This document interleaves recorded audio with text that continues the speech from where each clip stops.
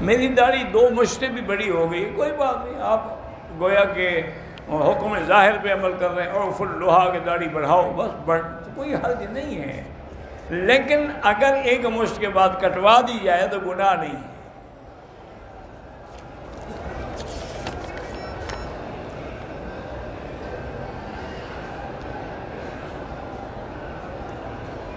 ہمارے علاقے میں ہندو صبح کو پانی لاتے ہیں، وہ لے آتے ہوں گے نا اپنے گنگا جمنا کا پانی، جیسے تمہارا زمزم متبرک ہے ان کے لیے وہ متبرک ہے، تو ہندو سودا کیوں نہیں لے سکتے ہو؟ سودا سب سے لے سکتے ہو۔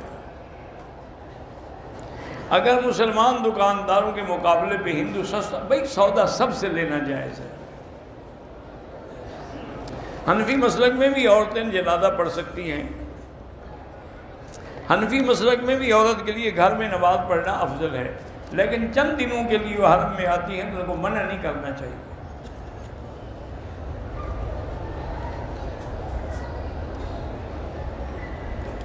بہرحال میں طواف کیا، بھول گیا چکر، پھر میں نے احتیاطاً کر لیا، ٹھیک کر لیا، اگر زیادہ بھی ہو گئے تو کوئی بات نہیں۔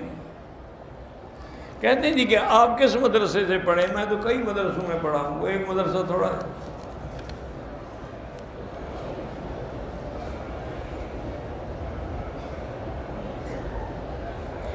مجھے نہیں پتا، کوئی مر جائے اس کے دن بنواتے ہیں، کیا دن بنواتے ہیں؟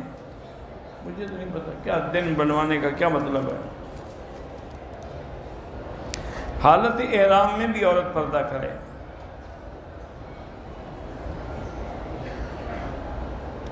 ہاں یہ ہیڈ لگانا ضروری نہیں ہوتا، بس آگے گھونگھٹ کھینچ لیا۔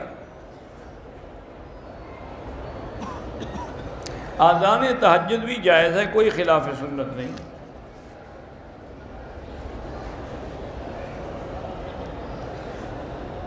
عورت اپنے بالوں کو اکٹھا کر کے پیچھے لے جائے، جہاں بالوں کی انتہا ہو جائے وہاں 1 پور کے برابر کاٹے تاکہ سارے بالوں کے سرے کٹ جائیں۔